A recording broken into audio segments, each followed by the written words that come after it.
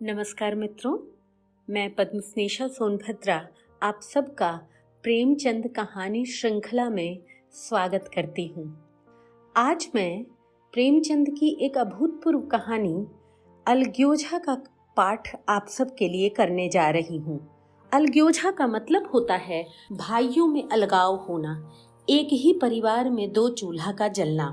आज यह बहुत सामान्य सी बात होगी, लेकिन कभी बहुत पहले भी नहीं, आज से सिर्फ 50 साल पहले यह सामाजिक और पारिवारिक रूप से एक बहुत बड़ा आघात होता था किसी परिवार पर कि उसके घर में बंटवारा हो जाए, उसके आंगन में दीवार खड़ी हो जाए या उसके घर में दो चूल्हे जलने लगें।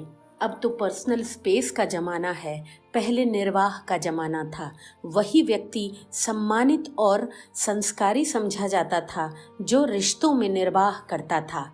आज हम दो हमारे दो होते हुए भी व्यक्ति इतना लालच में घिर गया है कि एकल परिवार में होकर भी वह सुखी नहीं है। पहले तो होड़ चाचा बुआ से बेहतर होने की थी, अब यह पति पत्नी में होड़ का वातावरण है और एक दूसरे से बेहतर खुद को साबित करने के लिए लोग लगे रहते हैं। अब अलग्योझा नहीं होता, यह मान लिया जाता है। अब तो रिश्ते भी बहुत कम होते गए हैं। हम दो हमारे दो ने चाचा मामा बुआ मौसी आदि कई रिश्तों पर कैंची चला दी है। इसलिए अब तो यह कहना कि अलग्योझा अब एकल परिवार ही होते हैं। परिवार का मतलब ही होता है माता पिता और उनके बच्चे। आजकल के बच्चे दादा दादी को भी परिवार मानने को तैयार नहीं हैं। कभी ऐसा भी था इसी भारत भूमि में कि लोग अपने 8-9 भाई बहनों का निर्वाह आराम से कर ले जाते थे। मर्जाद कहा जाता था उसे, मर्यादा से रह लेना। आज अपने दो बच्चों का निर्वाह करना, अपने माता पिता का निर्वाह करना ही लोगों को भारी लग रहा है। बच्चे भारी नहीं लगते क्योंकि उनसे उम्मीद होती है, लेकिन माता पिता जिन्होंने अपना पूरा जीवन आप में इन्वेस्ट कर दिया, उन्होंने अपना बेस्ट समय आपको बनाने में इन्वेस्ट कर दिया। जब आप अपने बेस्ट समय में होते हैं तो वह आपको बहुत ही उपेक्षित और बेकार लगने लगते हैं। तो आइए सुनते हैं प्रेमचंद की कहानी अलग्योझा। एक बात और, प्रेमचंद गांधीवादी कहानीकार हैं। गांधी जी यह मानते थे कि व्यक्ति बुरा या अच्छा नहीं होता, कोई भी मनुष्य महामानव या शैतान नहीं होता। उसमें वह कितना भी बुरा क्यों न हो, उसमें मनुष्य बनने की संभावना छिपी होती है और परिस्थितियों के प्रेम के आघात से एक बुरा मनुष्य भी हृदय परिवर्तन के बाद महामानव बन सकता है। इस कहानी के संदर्भ में यह चर्चा बहुत ही प्रासंगिक है। क्यों, यह आप कहानी के पाठ के बाद ही समझ पाएंगे। तो चलिए शुरू करते हैं कहानी पाठ। भोला महतो ने पहली स्त्री के मर जाने के बाद दूसरी सगाई की तो उसके लड़के रघु के लिए बुरे दिन आ गए। रघु की उम्र उस समय केवल 10 वर्ष की थी। चैन से गांव में गुल्ली डंडा खेलता फिरता था। माँ के आते ही चक्की में जुटना पड़ा। पन्ना रूपवती स्त्री थी और रूप और गर्भ में चोली दामन का नाता है। वह अपने हाथों से कोई मोटा काम न करती। गोबर रघु निकालता, बैलों को सानी रघु देता, रघु ही जूठे बर्तन मांजता।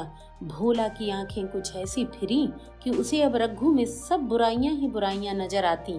पन्ना की बातों को वह प्राचीन मर्यादा अनुसार आंखें बंद करके मान लेता था। रघु की शिकायतों की जरा भी परवाह न करता। नतीजा यह हुआ कि रघु ने शिकायत करना ही छोड़ दिया। किसके सामने रोए?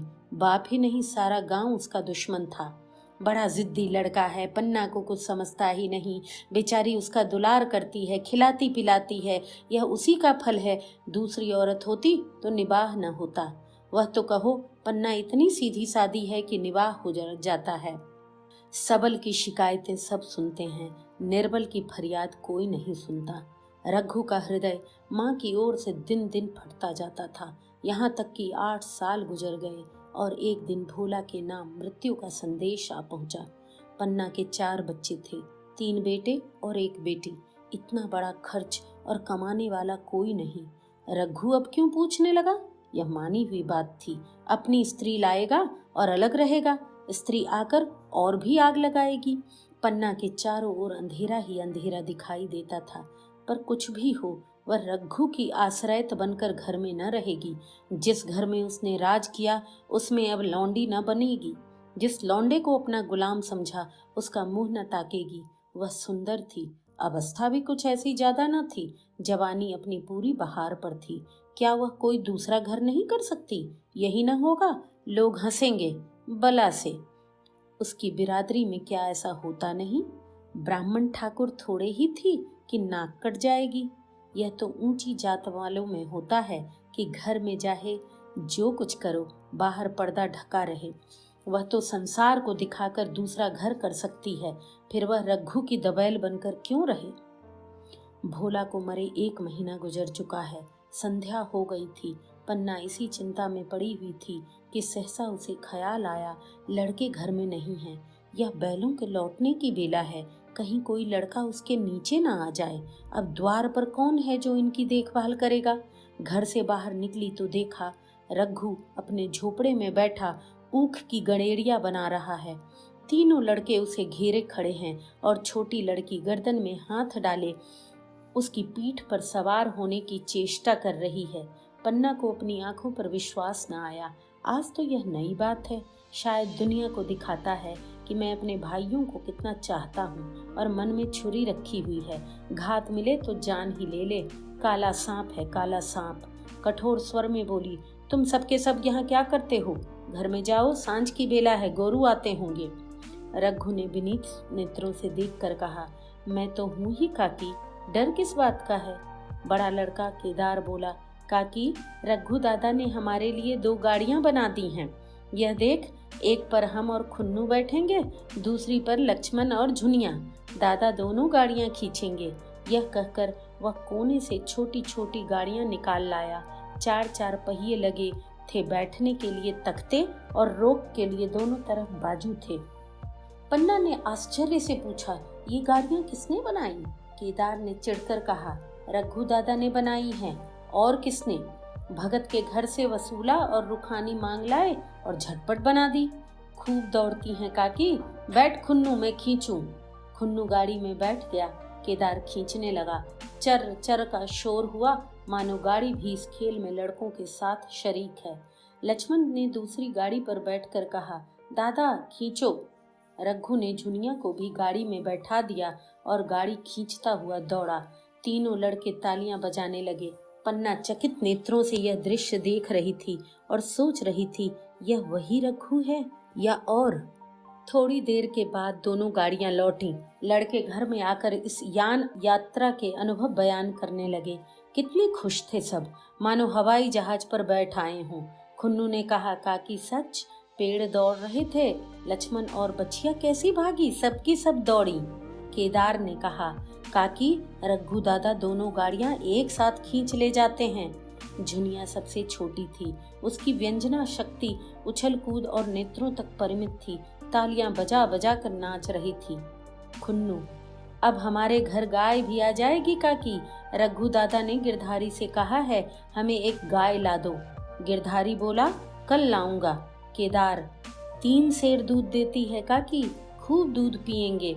इतने में रघु भी अंदर आ गया। पन्ना ने अवहेलना की दृष्टि से देखकर पूछा, क्यों रघु, तुमने गिरधारी से कोई गाय मांगी है? रघु ने क्षमा प्रार्थना के भाव से कहा, हाँ मांगी तो है, कल लावेगा। पन्ना, रुपए किसके घर से आएंगे, यह भी सोचा है? रघु, सब सोच लिया है काकी, मेरी यह मुहर नहीं है, इसके 25 रुपए मिल जा रहे हैं। 5 रुपए बछिया के मुजरा दे दूंगा, बस गाय अपनी हो जाएगी। पन्ना सन्नाटे में आ गई। अब उसका अविश्वासी मन भी रघु के प्रेम और सज्जनता को अस्वीकार न कर सका। बोली, मुहर को क्यों बेच देते हो? गाय की अभी कौन जल्दी है, हाथ में पैसे हो जाएं तो ले लेना। सूना सूना गला अच्छा न लगेगा। इतने दिनों गाय नहीं रही तो क्या लड़के नहीं जिए? रघु दार्शनिक भाव से बोला, बच्चों के खाने पीने के यही दिन है काकी, इस उम्र में न खाया तो फिर क्या खाएंगे? मुहर पहनना मुझे अच्छा भी नहीं मालूम होता। लोग समझते होंगे बाप तो मर गया, इसे मुहर पहनने की सूझी है। भोला महतो तो गाय की चिंता में ही चल बसे। न रुपए आए न गाय मिली, मजबूर थे। रघु ने वह समस्या कितनी सुगमता से हल कर दी। आज जीवन में पहली बार पन्ना को रघु पर विश्वास आया। बोली, जब गहना ही बेचना है तो अपनी मुहर क्यों बेचोगे, मेरी हंसली ले लेना। रघु, नहीं काकी, वह तुम्हारे गले में बहुत अच्छी लगती है। मर्दों को क्या, मुहर पहने या ना पहने। पन्ना, चल, मैं बूढ़ी हुई, मुझे अब हंसली पहन कर क्या करना है। तू अभी लड़का है, तेरा सोना गला अच्छा न लगेगा। रघु मुस्कुरा कर बोला, तुम अभी से कैसे बूढ़ी हो गई, गांव में कौन तुम्हारे बराबर है। रघु की सरल आलोचना ने पन्ना को लज्जित कर दिया। उसके रूखे मुरझाए मुख पर प्रसन्नता की लाली दौड़ गई। 5 साल गुजर गए। रघु का सा मेहनती, ईमानदार, बात का धनी दूसरा किसान गांव में न था। पन्ना की इच्छा के बिना कोई काम न करता। उसकी उम्र अब 23 साल की हो गई थी। पन्ना बार बार कहती, भैया, बहू को विदा करा लाओ, कब तक नैहर में पड़ी रहेगी। सब लोग मुझी को बदनाम करते हैं कि यही बहू को नहीं आने देती, मगर रघु टाल देता। कहता कि अभी क्या जल्दी है। उसे अपनी स्त्री के रंग ढंग का कुछ परिचय दूसरों से मिल चुका था। ऐसी औरत को घर में लाकर वह अपनी शांति में बाधा नहीं डालना चाहता था। आखिर एक दिन पन्ना ने जिद करके कहा, तो तुम न लाओगे। कह दिया कि अभी कोई जल्दी नहीं है। तुम्हारे लिए जल्दी न होगी, मेरे लिए तो जल्दी है। मैं आज आदमी भेजती हूँ। पछताओगी काकी, उसका मजाज अच्छा नहीं है। तुम्हारी बला से, जब मैं उससे बोलूंगी ही नहीं तो क्या हवा से लड़ेगी। रोटियां तो बना लेगी, मुझसे भीतर बाहर का सारा काम नहीं होता। मैं आज बुलाए लेती हूँ। बुलाना चाहती हो तो बुला लो, मगर फिर यह न कहना यह मेहरिया को ठीक नहीं करता, उसका गुलाम हो गया। न कहूँगी, जाकर 2 साड़ियाँ और मिठाई ले आ। तीसरे दिन मुलिया मैके से आ गई। दरवाजे पर नगाड़े बजे, शहनाइयों की मधुर ध्वनि आकाश में गूंजने लगी। मुंह दिखावे की रस्म अदा हुई। वह इस मरुभूमि में निर्मल जलधारा थी। गेहुआ रंग था, बड़ी बड़ी नोकीली पलकें, कपोलों पर हल्की सुर्खी, आंखों में प्रबल आकर्षण। रघु उसे देखते ही मंत्र मुग्ध हो गया। प्रातःकाल पानी का घड़ा लेकर चलती, तब उसका गेहुआ रंग प्रभात की सुनहली किरणों से कुंदन हो जाता, मानो उषा अपनी सारी सुगंध, सारा विकास और सारा उन्माद लिए मुस्कुराती चली जाती हो। मुलिया मैके से ही जली भुनी आई थी। मेरा शौहर छाती फाड़कर काम करे और पन्ना रानी बनी बैठी रहे, उसके लड़के रईस जादे बने घूमे। मुलिया से यह बर्दाश्त न होगा। वह किसी की गुलामी न करेगी। अपने लड़के तो अपने होते ही नहीं, भाई किसके होते हैं। जब तक पर नहीं निकलते रघु को घेरे हुए हैं। ज्यों ही जरा सयाने हुए पड़ झाड़ कर निकल जाएंगे, बात भी न पूछेंगे। उस दिन उसने रघु से कहा, तुम्हें इस तरह गुलामी करनी हो तो करो, मुझसे ना होगी। रघु, तो फिर क्या करूं, तू ही बता। लड़के तो अभी घर का काम करने लायक भी नहीं हैं। मुलिया, लड़के रावत के हैं, कुछ तुम्हारे नहीं हैं। यही पन्ना है जो तुम्हें दाने दाने को तरसाती थी। सब सुन चुकी हूँ। मैं लौंडी बनकर न रहूंगी। रुपए पैसे का मुझे कुछ हिसाब नहीं मिलता। न जाने तुम क्या लाते हो और वह क्या करती है। तुम समझते हो रुपए घर में ही तो हैं, मगर देख लेना तुम्हें जो एक फूटी कौड़ी भी मिले। रघु, रुपए पैसे तेरे हाथ में देने लगूं तो दुनिया क्या कहेगी, यह तो सोच। मुलिया, दुनिया जो चाहे कहे, दुनिया के हाथों बिकी नहीं हूँ। देख लेना भाड़ लीप कर हाथ काला ही रहेगा। फिर तुम अपने भाइयों के लिए मरो, मैं क्यों मरूं। रघु ने जवाब न दिया। उसे जिस बात का भय था वह इतनी जल्दी सर पर आ पड़ी। अब अगर उसने बहुत तत्वतम भी किया तो 6 महीने और काम चलेगा। बस आगे यह डोंगा चलता नजर नहीं आता। बकरे की अम्मा कब तक खैर मनाएगी। एक दिन पन्ना ने महुए का सुखावन डाला। बरसात शुरू हो गई थी। बखार में अनाज गीला हो रहा था। मुलिया से बोली, बहू जरा देखती रहना, मैं तालाब से नहा आऊं।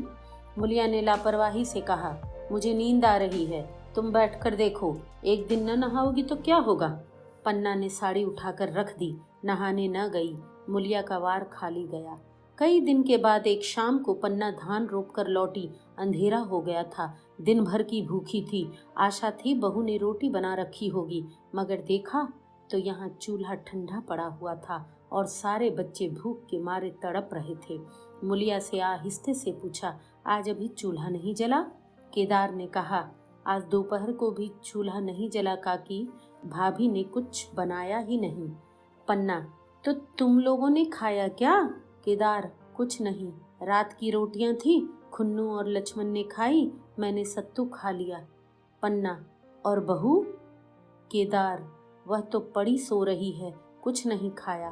पन्ना ने उसी वक्त चूल्हा जलाया और खाना बनाने बैठ गई। आटा गूंथती थी और रोती थी। क्या नसीब है, दिन भर खेत में जली, घर आई तो चूल्हे के सामने जलना पड़ा। केदार का 14वां साल था। भाभी के रंग ढंग देखकर सारी स्थिति समझ रहा था। बोला, काकी, भाभी अब तुम्हारे साथ रहना नहीं चाहती। पन्ना ने चौंक कर पूछा, क्या कुछ कहती थी? केदार, कहती कुछ नहीं थी, मगर है उसके मन में यही बात। फिर तुम क्यों नहीं छोड़ देती? जैसे चाहे रहे, हमारा भी भगवान है। पन्ना ने दांतों से जीभ दबाकर कहा, चुप, मेरे सामने ऐसी बात भूल कर भी न कहना। रघु तुम्हारा भाई नहीं, तुम्हारा बाप है। मुलिया से कभी बोलोगे तो समझ लेना जहर खा लूंगी। दशहरे का त्योहार आया। इस गांव से कोस भर पर एक पूर्वे में मेला लगता था। गांव के सब लड़के मेला देखने चले। पन्ना भी लड़कों के साथ चलने को तैयार हुई, मगर पैसे कहाँ से आए? कुंजी तो मुलिया के पास थी। रघु ने आकर मुलिया से कहा, लड़के मेले जा रहे हैं, सबों को 2-2 आने पैसे दे दो। मुलिया ने त्योरिया चढ़ाकर कहा, पैसे घर में नहीं हैं। रघु, अभी तो तिलहन बिका था, क्या इतनी जल्दी रुपए उठ गए? मुलिया, हाँ उठ गए। रघु, कहाँ उठ गए, जरा सुनो। आज त्योहार के दिन लड़के मेला देखने ना जाएंगे? मुलिया, अपनी काकी से कहो पैसे निकालें, गाड़ कर क्या करेंगी? खूंटी पर कुंजी लटक रही थी। रघु ने कुंजी उतारी और चाहा कि संदूक खोले कि मुलिया ने उसका हाथ पकड़ लिया और बोली कि कुंजी मुझे दे दो, नहीं तो ठीक न होगा। खाने पहनने को भी चाहिए, कागज किताब को भी चाहिए, उस पर मेला देखने को भी चाहिए। हमारी कमाई इसलिए नहीं है कि दूसरे खाएं और मूंछों पर ताव दें। पन्ना ने रघु से कहा, भैया पैसे क्या होंगे, लड़के मेले देखने न जाएंगे। रघु ने झिड़क कर कहा, मेला देखने क्यों न जाएंगे, सारा गांव जा रहा है, हमारे ही लड़के न जाएंगे? यह कहकर रघु ने अपना हाथ छुड़ा लिया और पैसे निकाल कर लड़कों को दे दिए। मगर कुंजी जब मुलिया को देने लगा तब उसने उसे आंगन में फेंक दिया और मुंह लपेट कर लेट गई। लड़के मेला देखने न गए। इसके बाद 2 दिन गुजर गए। मुलिया ने कुछ नहीं खाया और पन्ना भी भूखी रही। रघु कभी उसे मनाता, कभी उसे, पर न यह उठती न वह। आखिर रघु ने हैरान होकर मुलिया से पूछा, कुछ मुंह से कह, चाहती क्या है? मुलिया ने धरती को संबोधित करके कहा, मैं कुछ नहीं चाहती, तू मुझे मेरे घर पहुंचा दे। रघु, अच्छा उठ, बना खा, पहुंचा दूंगा। मुलिया ने रघु की ओर आंखें उठाई। रघु उसकी सूरत देखकर डर गया। वह माधुर्य, वह मोहकता, वह लावण्य गायब हो गया था। दांत निकल आए थे, आंखें फट गई थीं और नथुने फड़क रहे थे। अंगारे किसी लाल आंखों से देखकर बोली, अच्छा तो काकी ने यह सलाह दी है, यह मंत्र पढ़ाया है, तो यहाँ ऐसी कच्ची नहीं हूँ। तुम दोनों की छाती पर मूंग दलूंगी, हो किस फेर में? रघु, अच्छा तो मूंग ही दल लेना, कुछ खा पी लेगी तभी तो मूंग दल सकेगी। मुलिया, अब तो तभी मुंह में पानी डालूंगी जब घर अलग हो जाएगा। बहुत झेल चुकी, अब झेला नहीं जाता। रघु सन्नाटे में आ गया। 1 मिनट तक तो उसके मुख से आवाज ही न निकली। अलग होने की उसने स्वप्न में भी कल्पना न की थी। उसने गांव में 2-4 परिवारों को अलग होते देखा था। वह खूब जानता था, रोटी के साथ लोगों के हृदय भी अलग हो जाते हैं, अपने हमेशा के लिए गैर हो जाते हैं। फिर उसमें वही नाता रह जाता है जो गांव के और आदमियों में। रघु ने मन में ठान लिया था, इस विपत्ति को घर न आने दूंगा, मगर होनहार के सामने उसकी एक न चली। आह, मेरे मुंह में कालिख लगेगी। दुनिया यही कहेगी, बाप के मर जाने पर 10 साल भी एक में निवाह न हो सका। फिर किससे अलग हो जाऊं? जिनको गोद में खिलाया, जिनको बच्चों की तरह पाला, जिनके लिए तरह तरह के कष्ट झेले, उन्हीं से अलग हो जाऊं? अपने प्यारों को घर से निकाल बाहर करूं? उसका गला फंस गया। कांपते हुए स्वर में बोला, तू क्या चाहती है? मैं अपने भाइयों से अलग हो जाऊं? भला सोच तो, कहीं मुंह दिखाने लायक रहूंगा? मुलिया, तो मेरा इन लोगों के साथ निबाह न होगा। रघु, तो तू अलग हो जा, मुझे अपने साथ क्यों घसीटती है? मुलिया, तो मुझे क्या तुम्हारे घर में मिठाई मिलती है? मेरे लिए क्या संसार में सब जगह नहीं है? रघु, तेरी जैसी मर्जी, जहाँ चाहे रह, मैं अपने घर वालों से अलग नहीं हो सकता। जिस दिन इस घर में 2 चूल्हे जलेंगे, उस दिन मेरे कलेजे के 2 टुकड़े हो जाएंगे। मैं यह चोट नहीं सह सकता। तुझे जो तकलीफ है वह मैं दूर कर सकता हूँ। माल असबाब की मालकिन तू है ही, अनाज पानी तेरे ही हाथ है।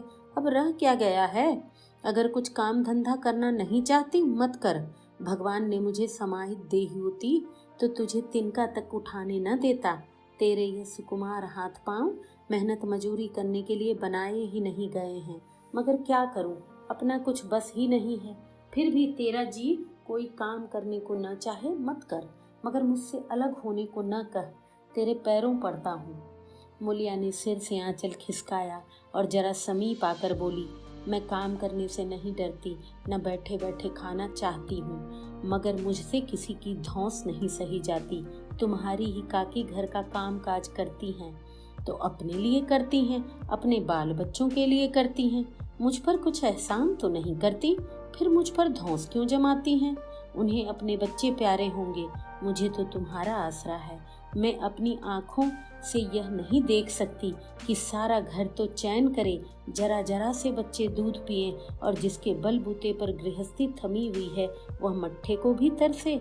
कोई उसको पूछने वाला ना हो। जरा अपना मुंह तो देखो, कैसी सूरत निकल आई है।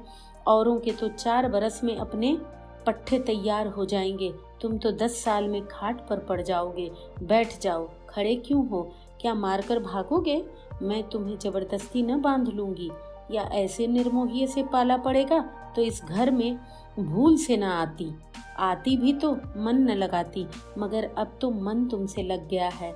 घर भी जाऊं तो मन यहाँ ही रहेगा, और तुम जो हो मेरी बात नहीं पूछते। मुलिया की ये रसीली बातें रघु पर कोई असर न डाल सकी। वह उसी रुखाई से बोला, मुलिया, मुझसे यह नहीं होगा। अलग होने का ध्यान करते ही मेरा मन न जाने कैसा हो जाता है। यह चोट मुझसे न सही जाएगी। मुलिया ने परिहास करके कहा, तो चूड़ियां पहनकर अंदर बैठो ना, लाओ मैं मूछें लगा लूं। मैं तो समझती थी तुम में बहुत कुछ कसबल है, अब देखती हूँ तो निरे मिट्टी के लोंदे हो। पन्ना दालान में खड़ी दोनों की बातचीत सुन रही थी। अब उससे न रहा गया। सामने आकर रघु से बोली, जब वह अलग होने पर तुली हुई है, फिर तुम क्यों उसे जबरदस्ती मिलाए रखना चाहते हो? तुम उसे लेकर रहो, हमारे भगवान मालिक हैं। जब महतो मर गए थे और कहीं पत्ती की भी छाह न थी, उस वक्त जब भगवान ने निबाह दिया, तो अब क्या डर? अब तो भगवान की दया से तीनों लड़के सयाने हो गए हैं, अब कोई चिंता नहीं। रघु ने आंसू भरी आंखों से पन्ना को देखकर कहा, काकी, तू भी पागल हो गई है क्या? जानती नहीं, 2 रोटियां होते ही 2 मन हो जाते हैं। पन्ना, जब वह मानती ही नहीं तब तुम क्या करोगे? भगवान की यही मर्जी होगी तो कोई क्या करेगा? परालब्ध में जितने दिन एक साथ रहना लिखा था उतने दिन रहे। अब उसकी यही मर्जी है तो यही सही। तुमने मेरे बाल बच्चों के लिए जो कुछ किया वह मैं भूल नहीं सकती। तुमने इनके सिर पर हाथ न रखा होता तो आज इनकी न जाने क्या गति होती, न जाने किसके द्वार पर ठोकरे खाते होते, न जाने कहाँ कहाँ भीख मांगते फिरते। तुम्हारा जस मरते दम तक गाऊंगी। अगर मेरी खाल तुम्हारे जूते बनाने के काम आए तो खुशी से दे दूं। चाहे तुमसे अलग हो जाऊं, पर जिस घड़ी तुम पुकारोगे कुत्ते की तरह दौड़ी आऊंगी। यह भूल कर भी न सोचना कि तुमसे अलग होकर मैं तुम्हारा बुरा चेतूंगी। जिस दिन तुम्हारा अनभल मेरे मन में आएगा उसी दिन विष खाकर मर जाऊंगी। भगवान करे तुम दूधो नहाओ पूतो फलो, मरते दम तक यही असीस मेरे रोए रोए से निकलती रहेगी। और अगर लड़के भी अपने बाप के हैं तो मरते दम तक तुम्हारा पोस मानेंगे। यह कहकर पन्ना रोती हुई वहां से चली गई। रघु वही मूर्ति की तरह खड़ा रहा। आसमान की ओर टकटकी लगी थी और आंखों से आंसू बह रहे थे। पन्ना की बातें सुनकर मुलिया समझ गई कि अब अपने पौ बारह हैं। चटपट उठी, घर में झाड़ू लगाया, चूल्हा जलाया, कुएं से पानी लाने चली। उसकी टेक जो पूरी हो गई थी। गांव में स्त्रियों के दो दल होते हैं, एक बहुओं का, दूसरी सासों का। बहुएं सलाह और सहानुभूति के लिए अपने दल में जाती हैं, सासें अपनी दल में। दोनों की पंचायतें अलग होती हैं। मुलिया को कुएं पर 2-3 बहुएं मिल गईं। एक ने पूछा, आज तो तुम्हारी बुढ़िया बहुत रोध हो रही थी। मुलिया ने विजय के गर्भ से कहा, इतने दिनों से घर की मालकिन बनी हुई हैं, राजपाट छोड़ते किसे अच्छा लगता है। बहन, मैं उनका बुरा नहीं चाहती, लेकिन एक आदमी की कमाई में कहाँ तक बरकत होगी। मेरे भी तो यही खाने पीने के, पहनने ओढ़ने के दिन हैं। अभी उनके पीछे मरो, फिर बाल बच्चे हो जाएं, उनके पीछे मरो, सारी जिंदगी रोते ही कट जाए। एक बहू ने कहा, बुढ़िया यही चाहती है कि यह बस जन्म भर लौंडी बनी रहे, मोटा झोटा खाए और पड़ी रहे। दूसरी बहू बोली, किस भरोसे पर कोई मरे। अपने लड़के तो बात नहीं पूछते, पराए लड़कों का क्या भरोसा। कल इनके हाथ पांव हो जाएं, फिर कौन पूछता है। अपनी अपनी मेहरियों का मुंह देखेंगे। पहले से ही फटकार देना अच्छा है, फिर तो कोई कलंक न होगा। मुलिया पानी लेकर गई, खाना बनाया और रघु से बोली, जाओ नहाओ, रोटी तैयार है। रघु ने मानो सुना ही नहीं, सिर पर हाथ रखकर द्वार की तरफ ताकता रहा। मुलिया, क्या कहती हूँ कुछ सुनाई देता है? रोटी तैयार है, जाओ नहाओ। रघु, सुन तो रहा हूँ, क्या बहरा हूँ? रोटी तैयार है तो जाकर खा ले, मुझे भूख नहीं है। मुलिया ने फिर कुछ नहीं कहा, जाकर चूल्हा बुझा दिया, रोटियां उठाकर छींके पर रख दी और मुंह ढाक कर लेट रही। जरा देर में पन्ना आकर बोली, खाना तो तैयार है, नहा धोकर खा लो, वह भी तो भूखी होगी। रघु ने झुंझला कर कहा, काकी तू घर में रहने देगी कि मुंह में कालिख लगाकर कहीं निकल जाऊं? खाना तो खाना ही है, आज न खाऊंगा कल खाऊंगा, लेकिन अभी मुझसे न खाया जाएगा। केदार क्या अभी मदरसे से नहीं आया? पन्ना, अभी तो नहीं आया, आता ही होगा। पन्ना समझ गई कि जब तक वह खाना बनाकर लड़कों को न खिलाएगी और खुद न खाएगी, रघु न खाएगा। इतना ही नहीं, उसे रघु से लड़ाई करनी पड़ेगी, उसे जली कटी सुनानी पड़ेगी, उसे यह दिखाना पड़ेगा कि मैं ही उससे अलग होना चाहती हूँ, नहीं तो वह इसी चिंता में घुल घुल कर प्राण दे देगा। यह सोचकर उसने अलग चूल्हा जलाया और खाना बनाने लगी। इतने में केदार और खुन्नू मदरसे से आ गए। पन्ना ने कहा, आओ बेटा खा लो, रोटी तैयार है। केदार ने पूछा, भैया को बुला लूं ना? पन्ना, तुम आकर खा लो, उनकी रोटी बहू ने अलग बनाई है। खुन्नू, जाकर भैया से पूछ तो आऊं। पन्ना, जब उनका जी चाहेगा खाएंगे, तू बैठ कर खा, तुझे इन बातों से क्या मतलब? जिसका जी चाहेगा खाएगा, जिसका जी न चाहेगा न खाएगा। जब वह और उसकी बीवी अलग रहने पर तुले हैं तो कौन मनाए? केदार, तो क्या अम्मा जी, क्या हम अलग घर में रहेंगे? पन्ना, उनका जी चाहे एक घर में रहे, जी चाहे आंगन में दीवार डाल लें। खुन्नू ने दरवाजे पर आकर झांका, सामने फूस की झोपड़ी थी, वहीं खाट पर पड़ा रघु नारियल पी रहा था। खुन्नू, भैया तो अभी नारियल लिए बैठे हैं। पन्ना, जब जी चाहेगा खाएंगे। केदार, भैया ने भाभी को डांटा नहीं? मुलिया अपनी कोठरी में पड़ी सुन रही थी, बाहर आकर बोली, भैया ने तो नहीं डांटा, अब तुम आकर डांटो। केदार के चेहरे का रंग उड़ गया, फिर जबान न खोली। तीनों लड़कों ने खाना खाया और बाहर निकले। लू चलने लगी थी। आम के बाग में गांव के लड़के लड़कियां हवा से गिरे हुए आम चुन रहे थे। केदार ने कहा, आज हम भी आम चुनने चले, खूब आम गिर रहे हैं। खुन्नू, दादाजी बैठे हैं। लक्ष्मण ने कहा, मैं न जाऊंगा, दादा घुड़केंगे। केदार, वह तो अब अलग हो गए हैं। लक्ष्मण ने कहा, तो अब हमको कोई मारेगा तब भी दादा नहीं बोलेंगे? केदार ने कहा, वाह, तब क्यों न बोलेंगे? रघु ने तीनों लड़कों को दरवाजे पर खड़े देखा पर कुछ बोला नहीं। पहले तो वह घर से बाहर निकलते ही उन्हें डांट बैठता था, पर आज वह मूर्ति के समान निश्चल बैठा रहा। अब लड़कों को कुछ साहस हुआ, कुछ दूर और आगे बढ़े। रघु अब भी न बोला। कैसे बोले? वह सोच रहा था, काकी ने लड़कों को खिला पिला दिया, मुझसे पूछा तक नहीं। क्या उसकी आंखों पर भी पर्दा पड़ गया है? अगर मैंने लड़कों को पुकारा और वह न आए तो मैं उनको मार पीट तो सकूंगा। लू में सब के सब मारे मारे फिरेंगे, कहीं बीमार न पड़ जाएं। उसका दिल महसूस कर रह जाता था, लेकिन मुंह से कुछ न कह सकता था। लड़कों ने देखा यह बिल्कुल नहीं बोलते तो निर्भय होकर और थोड़ा आगे चल पड़े। सहसा मुलिया ने आकर कहा, अब तो उठोगे कि अब भी नहीं? जिनके नाम पर फाका कर रहे थे उन्होंने मजे से लड़कों को खिलाया और आप खाया, अब आराम से सो रही हैं। मोर पिया मोरी बात न पूछे, मोर सुहागन पांव। एक भी तो मुंह से न फटा कि भैया खा लो। रघु को इस समय मर्मांतक पीड़ा हो रही थी। मुलिया के इन कठोर शब्दों ने घाव पर नमक छिड़क दिया। दुखित नेत्रों से देखकर बोला, तेरी जो मर्जी थी वही तो हुआ, अब जा ढोल बजा। मुलिया, नहीं, तुम्हारे लिए थाली परोसे बैठी हैं।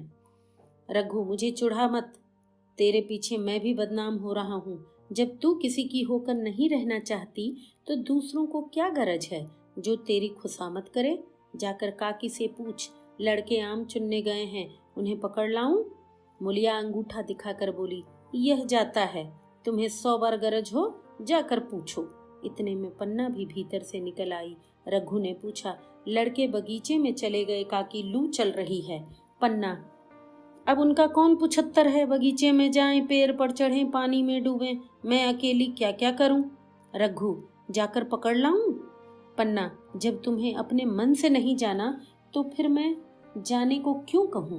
तुम्हें रोकना होता तो रोक न देते, तुम्हारे सामने ही तो गए होंगे। पन्ना की बात पूरी न हुई। रघु ने नारियल कोने में रख दिया और बाग की तरफ चला। रघु लड़कों को लेकर बाग से लौटा तो देखा मुलिया अभी तक झोपड़े में खड़ी है। बोला, तू जाकर खा क्यों नहीं लेती? मुझे तो इस बेला भूख नहीं है। मुलिया ऐंठ कर बोली, हाँ भूख क्यों लगेगी, भाइयों ने खाया, वह तुम्हारे पेट में पहुंच ही गया होगा। रघु ने दांत पीसकर कहा, मुझे जला मत मुलिया, नहीं तो अच्छा ना होगा। खाना कहीं भागा नहीं जाता, एक बेला न खाऊंगा तो मर न जाऊंगा। क्या तू समझती है घर में आज कोई छोटी बात हुई है? तूने घर में चूल्हा नहीं जलाया है, मेरे कलेजे में आग लगाई है। मुझे घमंड था कि और चाहे जो कुछ हो जाए पर मेरे घर में फूट का रोग न आने पाएगा, पर तूने मेरा घमंड चूर कर दिया। परालब्ध की बात है। मुलिया तिनक कर बोली, सारा मोह छो तुम ही को है, और किसी को भी है? मैं तो किसी को तुम्हारी तरह बिसूरते नहीं देख रही। रघु ने ठंडी सांस खींचकर कहा, मुलिया, घाव पर नून न छिड़क, तेरे ही कारण मेरी पीठ में धूल लग रही है। मुझे इस गृहस्थी का मोह न होगा तो किसे होगा? मैंने ही तो इसे मर मर कर जोड़ा है। जिनको गोद में खिलाया वही अब मेरे पट्टीदार होंगे। जिन बच्चों को मैं डांटता था उन्हें आज कड़ी आंखों से भी नहीं देख सकता। मैं उनके भले के लिए भी कोई बात करूं तो दुनिया यही कहेगी, यह अपने भाइयों को लूटे लेता है। जा, मुझे छोड़ दे, अभी मुझसे कुछ न खाया जाएगा। मुलिया, मैं कसम रखा दूंगी, नहीं चुपके से चले चलो। रघु, देख, अब भी कुछ नहीं बिगड़ा है, अपनी हट छोड़ दे। मुलिया, हमारा ही लहू पिए जो खाने न उठे। रघु ने कानों पर हाथ रखकर कहा, यह तूने क्या किया मुलिया? मैं तो उठ ही रहा था, चल खा लूं, नहाने धोने कौन जाए। लेकिन इतना कहे देता हूँ, चाहे 4 की जगह 6 रोटियां खा जाऊं, चाहे तू मुझे घी के मटके में ही डुबे दे, पर यह दाग मेरे दिल से न मिटेगा। मुलिया ने कहा, दाग साग सब मिट जाएगा, पहले सबको ऐसा ही लगता है। देखते नहीं हो उधर कैसी चैन की बंसी बज रही है? वह तो मना ही रही थी किसी तरह यह सब अलग हो जाएं। अब वह पहले किसी चांदी तो नहीं है, जो कुछ घर में आवे सब गायब। अब क्यों हमारे साथ रहने लगी? रघु ने आहत स्वर में कहा, इसी बात का तो मुझे गम है, काकी से ऐसी आशा न थी। रघु खाने बैठा तो कौर विष के घूंट सा लगता था। जान पड़ता था रोटियां भूसी की हैं, दाल पानी सी लगती थी, पानी भी कंठ के नीचे न उतरता था। दूध की तरफ देखा भी नहीं। 2-4 कौर खाकर उठ गया, जैसे किसी प्रियजन के श्राद्ध का भोजन हो। रात का भोजन भी उसने इसी तरह किया। भोजन क्या किया, कसम पूरी की। रात भर उसका चित्त उद्विग्न रहा। एक अज्ञात शंका उसके मन पर छाई हुई थी, जैसे भोला महतो द्वार पर बैठा रो रहा हो। वह कई बार चौंक कर उठा। ऐसा जान पड़ा भोला उसकी ओर तिरस्कार की आंखों से देख रहा है। वह दोनों जून का भोजन करता था, पर जैसे शत्रु के घर भोला की शोक मग्न मूर्ति आंखों से न उतरती थी। रात को उसे नींद न आती। वह गांव में निकलता तो इस तरह मुंह चुराए, सिर झुकाए, मानो गो हत्या की हो। 5 साल गुजर गए। रघु अब 2 लड़कों का बाप था। आंगन में दीवार खिंच गई थी, खेतों में मेड़े डाल दी गई, बैल बधिये सब बांट लिए गए। केदार की उम्र अब 16 साल की हो गई थी। उसने पढ़ना छोड़ दिया था और खेती का काम करता था। खुन्नू गाय चराता था। केवल लक्ष्मण अब तक मदरसे जाता था। पन्ना और मुलिया दोनों एक दूसरे की सूरत से जलती थीं। मुलिया के दोनों लड़के बहुधा पन्ना के पास ही रहते। वही उन्हें उबटन मलती, काजल लगाती, गोद में लिए फिरती, मगर मुलिया के मुंह से अनुग्रह का एक शब्द भी न निकलता। न पन्ना ही इसकी इच्छुक थी। वह जो कुछ करती निर्व्याज भाव से करती थी। उसके 2 लड़के कमाऊ हो गए थे। लड़की खाना पका लेती थी, वह खुद ऊपर का काम काज कर लेती। इसके विरुद्ध रघु अपने घर का अकेला था। वह भी दुर्बल, अशक्त और जवानी में बूढ़ा। अभी आयु 30 वर्ष से अधिक न थी, लेकिन बाल खिचड़ी हो गए थे, कमर भी झुक चली थी, खांसी ने जीर्ण कर रखा था। देखकर दया आती थी। और खेती तो पसीने की वस्तु है। खेतों की जैसी सेवा होनी चाहिए वह उससे न हो पाती, फिर अच्छी फसल कहाँ से आती। कुछ ऋणी भी हो गया था। वह चिंता और भी मारे डालती थी। चाहिए तो यह था कि अब उसे कुछ आराम मिलता। इतने दिनों के निरंतर परिश्रम के बाद सिर का बोझ कुछ हल्का होता, किंतु मुलिया की स्वार्थपरता और अदूरदर्शिता ने लहराती हुई खेती उजाड़ दी। अगर सब एक साथ रहते तो वह अब तक पेंशन पा जाता। मजे से द्वार पर बैठा हुआ नारियल पीता। भाई काम करता, वह सलाह देता, महतो बना फिरता, कहीं किसी के झगड़े चुकाता, कहीं साधु संतों की सेवा करता। पर अब वह अवसर हाथ से निकल गया। अब तो चिंता भार दिन दिन बढ़ता जाता था। आखिर उसे धीमा धीमा ज्वर रहने लगा। हृदय शूल, चिंता, कड़े परिश्रम और अभाव का यही पुरस्कार है। पहले कुछ परवाह न थी, समझा आप ही अच्छा हो जाएगा, मगर कमजोरी बढ़ने लगी तो दवा की फिक्र हुई। जिसने जो बता दिया खा लिया। डॉक्टरों और वैद्यों के पास जाने की सामर्थ्य कहाँ, और सामर्थ्य भी होती तो रुपए खर्च कर देने के सिवा और नतीजा ही क्या था।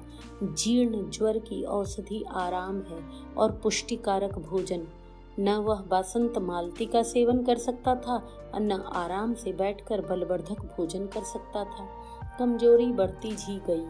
पन्ना को अवसर मिलता तो वह आकर उसे तसल्ली देती, लेकिन उसके लड़के अब रघु से बात भी न करते थे। दवा दारू तो क्या करते, उसका और मजाक उड़ाते।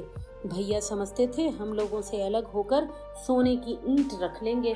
भाभी भी समझती थी सोने से लज जाएंगी। अब देखें कौन पूछता है। सिसक सिसक कर न मरें तो कह देना। बहुत हाय हाय भी अच्छी नहीं होती। आदमी उतना काम करे जितना हो सके, यह नहीं कि रुपए के लिए जान ही दे दे। पन्ना कहती, रघु बेचारे का कौन दोष है। केदार कहता, चल मैं खूब समझता हूँ। भैया की जगह मैं होता तो डंडे से बात करता। मजाल थी कि औरत यूं जिद करती। यह सब भैया की चाल थी, सब सधी बदी बात थी। आखिर एक दिन रघु का टिमटिमाता हुआ जीवन दीपक बुझ गया। मौत ने सारी चिंताओं का अंत कर दिया। अंत समय उसने केदार को बुलाया था, पर केदार को ऊख में पानी देना था। डरा कहीं दवा के लिए न भेज दे, बहाना बता दिया। मुलिया का जीवन अंधकारमय हो गया। जिस भूमि पर उसने मंसूबों की दीवार खड़ी की थी, अब नीचे से खिसक गई थी। जिस खूंटे के बल पर वह उछल रही थी, वह उखड़ गया था। गांव वालों ने कहना शुरू किया, ईश्वर ने कैसा तत्काल दंड दिया। बेचारी मारे लाज के अपने बच्चों को लिए रोया करती। गांव में किसी को मुंह दिखाने का साहस न होता। प्रत्येक प्राणी उससे यह कहता हुआ मालूम होता, मारे घमंड के धरती पर पांव न रखती थी। आखिर सजा मिल गई कि नहीं। अब इस घर में कैसे निवाह होगा। वह किसके सहारे रहेगी, किसके बल पर खेती होगी। बेचारा रघु बीमार था, दुर्बल था, पर जब तक जीता था अपना काम करता था। मारे कमजोरी के कभी कभी सिर पकड़कर बैठ जाता और जरा दम लेकर फिर हाथ चलाने लगता था। सारी खेती तहस नहस हो रही थी, उसे कौन संभालेगा। अनाज की डांठें खलियान में पड़ी थी, ऊख अलग सूख रही थी, वह अकेली क्या क्या करेगी। फिर सिंचाई अकेले आदमी का तो काम नहीं, 3-3 मजूरों को कहाँ से लाए। गांव में मजूर थे ही कितने, आदमियों के लिए खींचातानी हो रही थी, क्या करे क्या ना करे। इस तरह 13 दिन बीत गए। क्रियाक्रम से छुट्टी मिली। दूसरे ही दिन सवेरे मुलिया ने दोनों बालकों को गोद में उठाया और अनाज मारने लगी। खलिहान में पहुंचकर उसने एक को तो पेड़ के नीचे घास के नरम बिस्तर पर सुला दिया, दूसरे को वहीं बैठाकर अनाज मारने लगी। बैलों को हाँकती थी और रोती थी। क्या इसीलिए भगवान ने उसको जन्म दिया था? देखते देखते क्या से क्या हो गया। इन्हीं दिनों पिछले साल भी अनाज मारा गया था। वह रघु के लिए लोटे में शरबत और मटर की घुघनी लेकर आई थी। आज कोई उसके न आगे है न पीछे, लेकिन किसी की लौंडी तो नहीं हूँ। उसे अलग होने का अब भी पछतावा न था। एकाएक छोटे बच्चे का रोना सुनकर उसने उधर ताका तो बड़ा लड़का उसे चुमकार कर कह रहा था, भैया चुप रहो चुप रहो। धीरे धीरे उसके मुंह पर हाथ फेरता था और चुप करने के लिए विकल था। जब बच्चा किसी तरह चुप न हुआ तो वह खुद उसके पास लेट गया और उसे छाती से लगाकर प्यार करने लगा। मगर जब सब प्रयत्न भी सफल न हुआ तो वह रोने लगा। उसी समय पन्ना दौड़ी आई और छोटे बालक को गोद में उठाकर प्यार करती हुई बोली, लड़कों को मुझे क्यों न दे आई बहू? हाय हाय, अभी बेचारा धरती पर पड़ा लौट रहा है। जब मैं मर जाऊं तो जो चाहे करना, अभी तो जीती हूँ। अलग हो जाने से क्या बच्चे तो अलग नहीं हो गए? मुलिया ने कहा, तुम्हें भी तो छुट्टी नहीं थी अम्मा, क्या करती? पन्ना, तो तुझे यहाँ आने की ऐसी क्या जल्दी थी? डांट मार न जाती? 3-3 लड़के तो हैं और किस दिन काम आएंगे। केदार तो कल ही मारने को कह रहा था, पर मैंने कहा पहले ऊख में पानी दे लो फिर अनाज मारना। मड़ाई तो 10 दिन बाद भी हो सकती है। ऊख की सिंचाई न हुई तो सूख जाएगी। कल से पानी चढ़ा हुआ है, परसों तक खेत पुड़ जाएगा, तब मड़ाई हो जाएगी। तुझे विश्वास न आवेगा, जब से भैया मरे हैं केदार को बड़ी चिंता हो गई है। दिन में 100 बार पूछता है, भाभी बहुत रोती तो नहीं है? देख लड़के भूखे तो नहीं हैं? कोई लड़का रोता है तो दौड़ा आता है, देख इतनी जल्दी चले जाएंगे। देख अम्मा क्या हुआ, बच्चा क्यों रोता है? कल रोकर बोला, अम्मा मैं जानता कि भैया इतनी जल्दी चले जाएंगे तो उनकी सेवा कर लेता। कहाँ जगाए जगाए उठता था, अब देखती हो पहर रात से उठकर काम में लग जाता है। खुन्नू कल जरा सा बोला, पहले हम अपनी ऊख में पानी दे लेंगे तब भैया की ऊख में देंगे। उस पर केदार ने ऐसा डांटा कि खुन्नू के मुंह से फिर बात न निकली। बोला, कैसी तुम्हारी और कैसी हमारी ऊख? भैया ने जिला न लिया होता, आज या तो हम मर गए होते या कहीं भीख मांगते। आज तुम बड़े ऊख वाले बने हो, यह उन्हीं का पुण्य प्रताप है। आज भले आदमी बने बैठे हो। परसों रोटी खाने को बुलाने गई तो मड़ैया में बैठा रो रहा था। पूछा क्यों रोता है? तो बोला, अम्मा भैया इसी अलग्योझे के दुख से मर गए। नहीं, अभी उनकी उम्र ही क्या थी। यह उस वक्त न सूझा, नहीं उनसे क्यों बिगाड़ करते। यह कहकर पन्ना ने मुलिया की ओर संकेतपूर्ण दृष्टि से देखकर कहा, तुम्हें वह अलग न रहने देगा बहू। कहता है भैया हमारे लिए मर गए तो हम भी उनके बाल बच्चों के लिए मर जाएंगे। मुलिया की आंखों से आंसू जारी थे। पन्ना की बातों में आज सच्ची वेदना, सच्ची सांत्वना, सच्ची सद्चिंता भरी हुई थी। मुलिया का मन कभी उसकी ओर इतना आकर्षित न हुआ था जिनसे उसे व्यंग और प्रतिकार का भय था। वे इतने दयालु, इतने शुभेक्षु हो गए थे। आज पहली बार उसे अपनी स्वार्थपरता पर लज्जा आई। पहली बार आत्मा ने अलग्योझे पर धिक्कारा। इस घटना को हुए 5 साल गुजर गए। पन्ना आज बूढ़ी हो गई है। केदार घर का मालिक है, मुलिया घर की मालकिन है। खुन्नू और लक्ष्मण के विवाह हो चुके हैं, मगर केदार अभी तक कुंवारा है। कहता है मैं विवाह न करूंगा। कई जगहों से बातचीत हुई, कई सगाइयां आई, पर उसने हामी न भरी। पन्ना ने कंपे लगाए, जाल फैलाए, पर वह न फंसा। कहता औरतों से कौन सुख। मेहरिया घर में आई और आदमी का मिजाज बदला। फिर जो कुछ है वह मेहरिया है। माँ बाप भाई बंधु सब पराए हैं। जब भैया जैसे आदमी का मिजाज बदल गया तो फिर दूसरों की क्या गिनती। 2 लड़के भगवान ने दिए हैं और क्या चाहिए। बिना ब्याह किए 2 बेटे मिल गए, इससे बढ़कर और क्या होगा। जिसे अपना समझो वह अपना है, जिसे गैर समझो वह गैर है। एक दिन पन्ना ने कहा, तेरा वंश कैसे चलेगा? केदार, मेरा वंश तो चल रहा है, दोनों लड़कों को अपना ही समझता हूँ। पन्ना, समझने ही पर है तो तू मुलिया को भी अपनी मेहरिया समझता होगा। केदार ने झेपते हुए कहा, तुम तो गाली देती हो अम्मा। पन्ना, गाली कैसी, तेरी भाभी ही तो है। केदार, मेरे जैसे लठ गंवार को वह क्या पूछने लगी? पन्ना, तू करने को कह तो मैं उससे पूछूं? केदार, नहीं मेरी अम्मा, कहीं रोने गाने न लगे। पन्ना, तेरा मन हो तो मैं बातों बातों में उसके मन की थाह लूं। केदार, मैं नहीं जानता, जो चाहे कर। पन्ना केदार के मन की बात समझ गई। लड़के का दिल मुलिया पर आया हुआ है, पर संकोच और भय के मारे कुछ नहीं कहता।